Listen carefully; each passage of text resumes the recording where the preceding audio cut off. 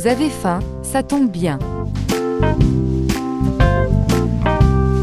Tous à table, c'est l'émission qui parle de votre alimentation sur Graffiti. Présentée par Frédéric.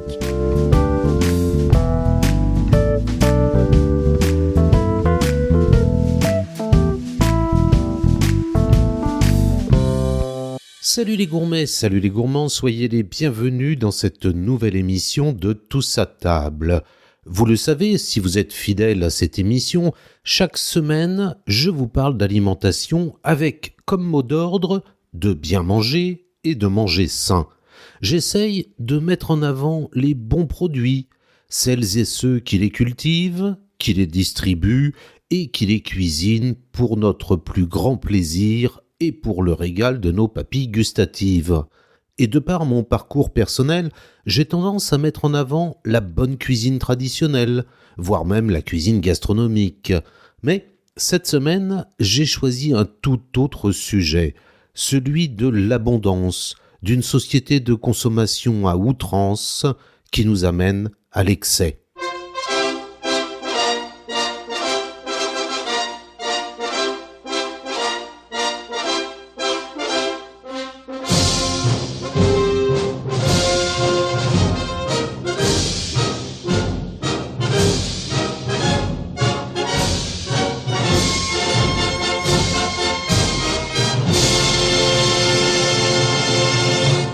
Ensemble, nous allons explorer un sujet fascinant, l'évolution des excès alimentaires à travers les âges. Et pour ce faire, je vous propose de comparer deux phénomènes apparemment très éloignés, mais étonnamment similaires. Les orgies alimentaires de la Rome antique et les buffets à volonté d'aujourd'hui. Ces deux pratiques révèlent beaucoup sur notre rapport à la nourriture, au plaisir et à la société dans laquelle nous vivons. Bien que séparées par des siècles d'histoire, ces orgies alimentaires révèlent une fascination humaine pour l'abondance et le plaisir sensoriel. Ces excès, qu'ils soient le reflet d'une société d'élite ou d'une consommation de masse, soulèvent des questions profondes sur notre rapport à la nourriture et sur ce que cela dit de nos valeurs. Préparez-vous à faire un voyage dans le temps pour cette première partie d'émission et imaginez-vous convives d'un grand banquet de la Rome antique.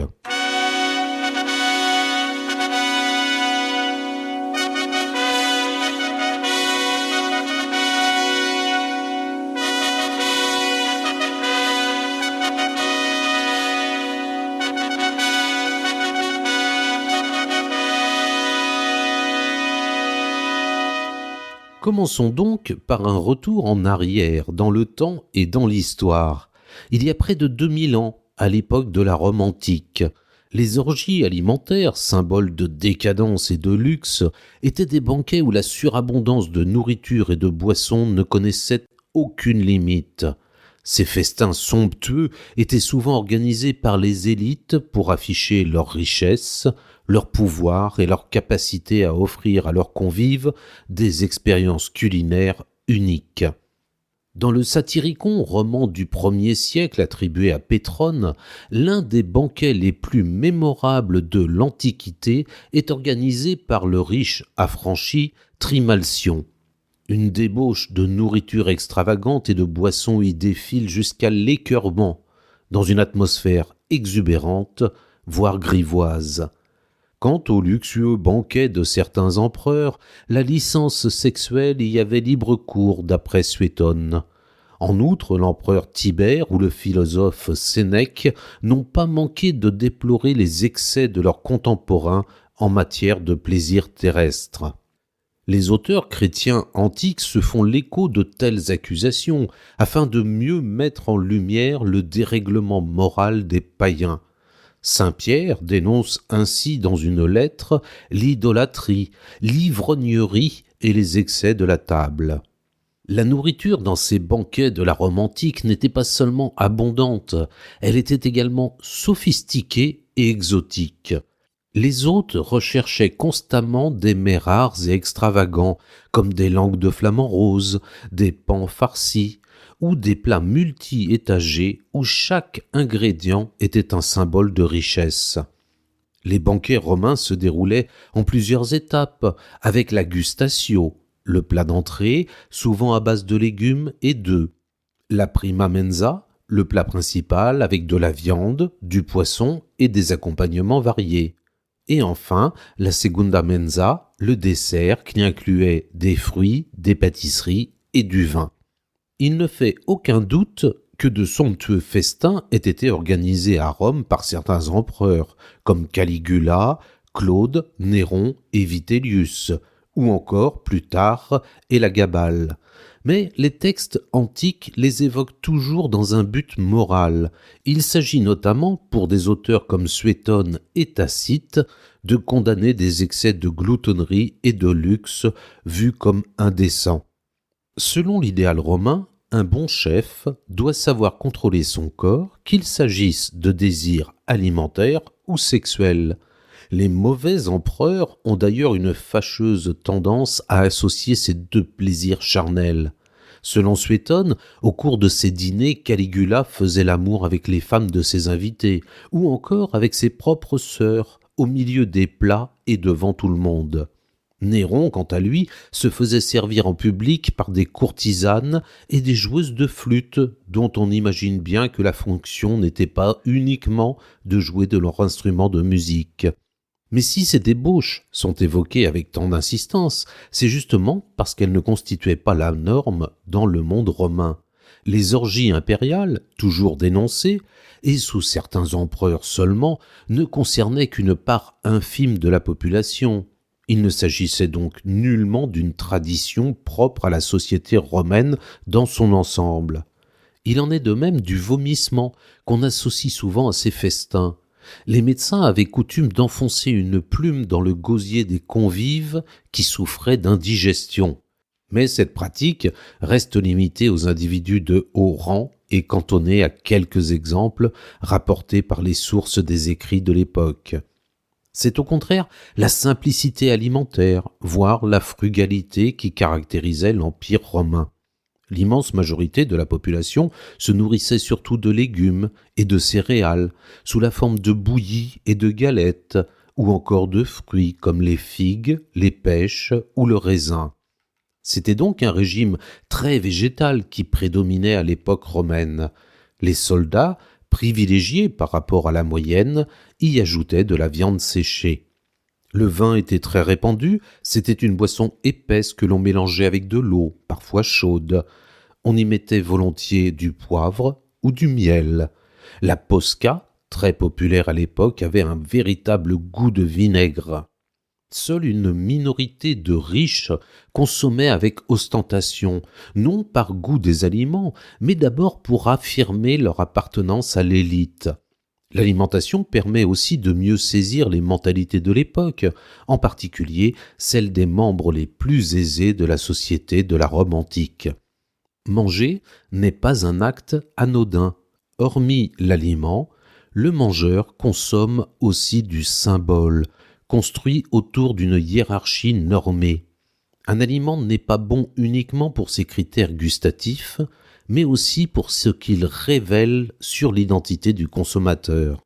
Ainsi, le dîner s'insère dans un esprit de compétition entre les membres de l'élite. C'est à qui dépensera le plus d'argent et offrira les mets les plus inattendus ou les plus exotiques. Les textes antiques évoquent des plats étonnants, comme notamment des crêtes de coq, des langues de paon, des têtes de perroquet, des vulves de truie, des langues ou des cervelles de flamant rose, entre autres. Mais l'aliment le plus prestigieux au 1er siècle de notre ère était sans conteste le surmulet, ou rouget-barbet, un poisson dont le prix pouvait atteindre plusieurs milliers de sesterces.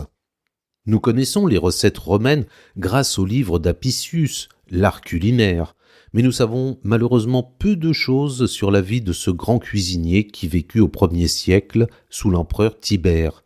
On raconte qu'il se suicida lorsqu'il découvrit qu'il n'avait plus assez d'argent pour organiser de nouveaux banquets. Les Romains se mettaient à table 3 fois par jour, d'abord pour un petit déjeuner très simple, puis pour un déjeuner rapide, et enfin pour le dîner ou cena, principal repas de la journée. La cena était constituée d'une entrée, d'un plat principal et d'un dessert, successivement servis, du moins pour les plus riches, dans le triclinium, salle à manger où hommes et femmes dînaient ensemble, étendus sur des lits disposés autour d'une table basse. Ces repas, en position couchée, étaient assez salissants, on mangeait avec les doigts, sauf les œufs pour lesquels on disposait de cuillères. Des aliments atterrissaient sur les mosaïques qui ornaient le sol. Souvent, les convives jetaient volontairement à terre les os, coquilles de mollusques ou arêtes de poissons qu'ils venaient de retirer de leur bouche. Un geste vu comme un rite pour la rémission des péchés. Les restes de nourriture tombés au sol étaient considérés comme une offrande faite aux défunts. Les orgies alimentaires n'étaient pas seulement des moments de gloutonnerie, elles avaient une dimension culturelle et symbolique. Elles permettaient de célébrer les dieux, de marquer des événements importants ou simplement de renforcer les liens entre les convives. Dans certaines occasions, ces banquets pouvaient prendre une tournure plus spirituelle, où la nourriture était offerte en hommage aux dieux avant d'être consommée. Ces événements reflétaient également la hiérarchie sociale, où les plus puissants et les plus riches pouvaient se permettre des mets rares et coûteux, tandis que les plus pauvres étaient réduits à l'observation ou à des portions plus modestes. Le parcours se termine logiquement aux latrines, les WC des Romains, bien identifiés sur plusieurs sites archéologiques. L'étude des coprolites, c'est-à-dire des restes d'excréments minéralisés retrouvés par les fouilleurs, a révélé la mauvaise hygiène des Romains, qui ne se lavaient guère les mains avant de tremper leurs doigts dans les plats. En témoigne la présence très fréquente de vers intestinaux dans leur déjection. Jusqu'à nos jours, la littérature, la peinture ou les péplums se sont emparés de ces motifs pour livrer une image déformée, voire fantasmée du quotidien des Romains, comme le tableau Les Romains de la décadence de Thomas Couture, datant de 1847, ou le film Quo Vadis, réalisé par Mervyn Leroy en 1951. Il est indéniable que des excès dans la consommation alimentaire, combinés à un relâchement moral, aient pu avoir lieu du temps de la grande histoire de Rome. Toutefois, le discours moral des textes antiques met en exergue le comportement d'une minorité pour le projeter sur l'ensemble de la société. De même, dans le cas des biographies impériales, le rapport au plaisir permet de brosser le portrait du bon ou du mauvais prince de façon stéréotypée. En réalité, les normes morales qui pèsent sur le citoyen romain incitent à la mesure et à l'austérité. Plusieurs auteurs, comme Pline le Jeune ou Juvénal, vantent les mérites d'une table sobre qui n'empêche en rien la convivialité. Une nourriture frugale apparaît comme un moyen de renouer avec l'idéal du citoyen des débuts de la République, attaché à sa terre et à la défense de sa cité. Quant aux médecins, ils prônent également l'adoption d'un régime alimentaire adapté et mesuré, garant de la bonne santé et d'un esprit sain dans un corps sain. Il faut enfin rappeler que le terme orgie désigne avant tout une cérémonie religieuse dionysiaque où l'ivresse permet d'entrer en contact avec la divinité. Or, bien des traductions françaises des textes antiques emploient ce terme là où le latin et le grec désignent, eux, tout simplement un banquet.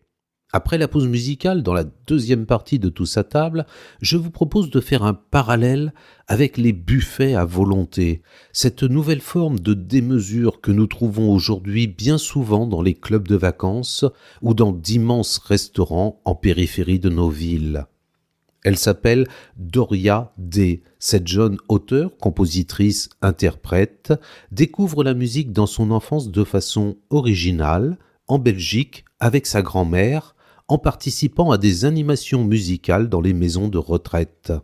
Touchée par le virus de la musique et des échanges qu'elle procure, elle perce grâce aux réseaux sociaux et se produit maintenant sur de nombreuses scènes musicales.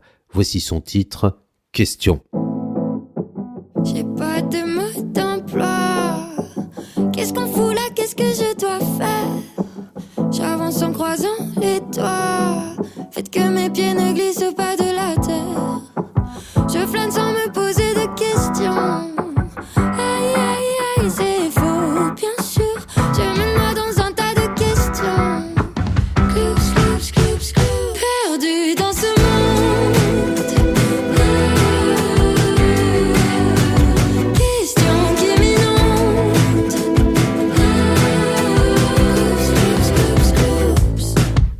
Dans le bus mais j'ai aucune idée d'où je dois aller. Je dois pas me faire repérer, je sais pas ce que je fous là.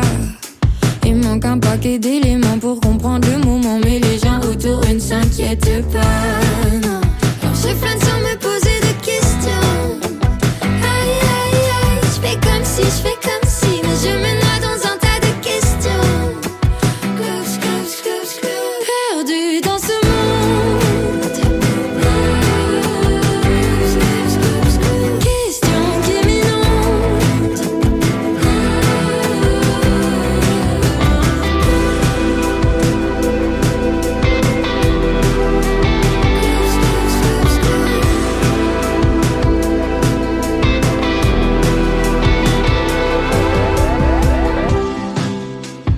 J'ai pas de mode d'emploi. Qu'est-ce qu'on fout là? Qu'est-ce que je dois faire? J'avance en croisant les doigts. Faites que mes pieds ne glissent pas de la terre. J'ai pas de mode d'emploi. Qu'est-ce qu'on fout là? Qu'est-ce que je dois faire? J'avance en croisant les doigts. Faites que mes pieds ne glissent pas de la terre. Perdu dans ce monde.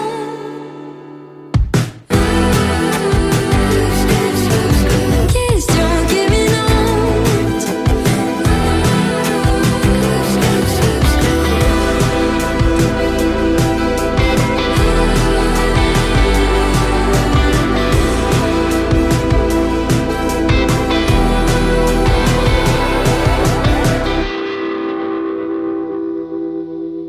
Tous à table, la suite avec aujourd'hui les festins débridés depuis les orgies de la Rome antique jusqu'au buffet à volonté que nous connaissons de nos jours. Après une présentation des grands banquets historiques de la période romaine, passons maintenant à notre époque contemporaine. Aujourd'hui, les orgies alimentaires ont pris une autre forme, celle des buffets à volonté. Que ce soit dans les restaurants, les hôtels ou sur les navires de croisière, ces buffets sont devenus des lieux où la quantité prime souvent sur la qualité. C'est la sortie populaire par excellence. Au milieu des années 2000, on les a vus naître dans les zones commerciales, dans ce que l'on appelle les boîtes à chaussures, ces restaurants où l'on peut manger à volonté. Souvent asiatiques, ils se sont peu à peu démocratisés et on en compte maintenant presque 10 000 en France. Récemment, les réseaux sociaux ont donné un coup de popularité à la formule du buffet à volonté, avec des youtubeurs en pagaille qui se filment engloutissant des montagnes de nourriture devant des millions d'internautes ravis de voir quelqu'un se repaître pour les divertir. On y vient pour trop manger, autant que pour s'offrir une parenthèse hors du temps. Et il faut arriver tôt, au tout début du service, si vous ne voulez pas vous faire languir durant de longues minutes au bout d'une file d'attente interminable. Nous autres, clients, pour un prix fixe et abordable, pouvons consommer autant de nourriture que nous le souhaitons sans aucune limite, si ce n'est celle que nous autorise notre estomac.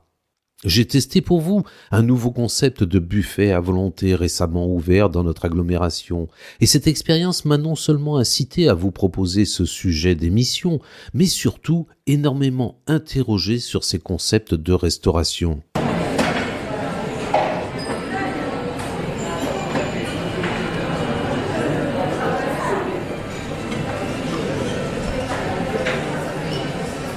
Le buffet à volonté repose sur l'idée d'abondance, tout comme les orgies romaines. Mais au lieu de plats exotiques et rares, ce sont souvent des plats simples et en grande quantité qui nous sont proposés. On ne vient pas ici pour bien manger, ni pour les goûts ou les saveurs des plats proposés en abondance, mais simplement pour beaucoup manger à pas cher avec une impression de liberté exacerbée. On y trouve un large éventail de choix. Des salades, des charcuteries, quelques fruits de mer pas chers, des viandes, quelques poissons, des pâtes, des féculents, des pizzas, des desserts et bien plus encore. Mais cette abondance est-elle vraiment synonyme de plaisir ou est-elle devenue une simple réponse à la quête incessante du plus pour moins cher qui nous guide dans ces temps d'inflation? Les orgies alimentaires romaines et les buffets à volonté d'aujourd'hui partagent une caractéristique commune. Ils sont le reflet d'une société en quête de satisfaction immédiate et de plaisir sensoriel. Mais alors que les banquets romains étaient réservés à une élite fortunée, les buffets à volonté démocratisent l'accès à l'excès de nourriture. À Rome, la surabondance était un marqueur de statut social et un moyen de renforcer les liens sociaux dans un cadre de pouvoir. Aujourd'hui, les buffets de nos zones commerciales et industrielles répondent à d'autres besoins, celui de rentabiliser son argent, de satisfaire une envie de variété et parfois même de combler un vide émotionnel. Ils sont aussi le reflet d'une société de consommation où l'on est encouragé à prendre plus que ce dont on a réellement besoin. Ce parallèle entre les orgies romaines et les buffets à volonté montre que l'excès alimentaire a toujours été un moyen pour les sociétés de manifester quelque chose de plus profond. Pour les Romains, c'était une question de pouvoir et de prestige. Aujourd'hui, c'est plutôt une manifestation du modèle économique dans lequel nous vivons, où la consommation est une valeur en soi. Les buffets à volonté permettent à chacun de vivre une expérience d'abondance, même si celle-ci est souvent plus symbolique que réelle. Ces buffets sont souvent critiqués pour ce qu'ils représentent, une surconsommation, un gaspillage alimentaire considérable et parfois une approche malsaine de la nourriture. Mais pourquoi ces nouveaux restaurants XXL peuvent-ils proposer un tel concept ? Tout d'abord, les assiettes sont plus petites que dans un restaurant classique, nous obligeant ainsi à nous resservir au fur et à mesure du repas. Les familles sont les clients les plus rentables, car la formule est souvent au même prix pour les enfants qui mangent bien moins qu'un adulte ayant jeûné toute la semaine pour s'y exploser le bide. Certains restaurateurs font même exprès de couper la clim, sachant que quand on a chaud, on a moins envie de manger et on va plutôt choisir des aliments légers, délaissant ainsi la viande qui coûte plus cher. L'emplacement des plats influence le choix des clients, avec les plats les plus rentables situés proches des tables, qui ont ainsi beaucoup plus de chances d'être choisis par la clientèle.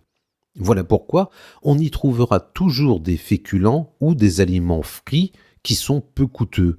Évidemment, les viandes les plus chères, comme le canard laqué dans les restaurants asiatiques, sont systématiquement placées le plus loin possible sur le buffet. Lassés par les montagnes d'assiettes encore pleines que les clients laissaient derrière eux, certains restaurants ont mis en place une amende anti-gâchis. Si tu te resserres alors que tu n'as pas terminé ton assiette, on ajoute 1, 2 ou même 5 € à ton addition finale. Bien fait pour toi, glouton. Dans la plupart des buffets à volonté, les boissons coûtent assez cher pour permettre au restaurateur de faire sa marge. Et il est bon de savoir que dans les restaurants asiatiques, à volonté, certains produits sont toujours surgelés. C'est le cas notamment des nems, le produit le plus consommé dans ces restaurants, et c'est aussi le cas des grosses crevettes pour des raisons évidentes d'approvisionnement. Toutefois, je vous rassure, le fait que ces produits soient surgelés ne veut en aucun cas dire qu'ils ne sont pas bons. Enfin, pour pouvoir servir 300 couverts ou plus, la masse salariale est fortement réduite par rapport à un restaurant traditionnel, ce qui permet aux restaurateurs de faire de grosses économies en raisonnant sur un concept de distribution industrielle de la nourriture. Dans un monde où l'on prend de plus en plus conscience des limites de nos ressources et des impacts environnementaux sur nos choix alimentaires, la surabondance des buffets à volonté pose des questions éthiques importantes. Ne sommes-nous pas en train de répéter à notre manière les erreurs des Romains en célébrant l'excès sans prendre en compte les conséquences ? Alors, que pouvons-nous apprendre de ces parallèles ? Peut-être que la clé réside dans la modération, dans le plaisir de manger sans excès et dans le respect de la nourriture comme un bien précieux.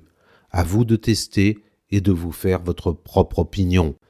Merci de m'avoir suivi dans cette exploration des excès alimentaires à travers les âges et de votre fidélité à cette émission. Je vous donne rendez-vous la semaine prochaine pour de nouvelles aventures gourmandes dans Tous à table, et d'ici là, profitez bien des bonnes ondes de Graffiti. À bientôt.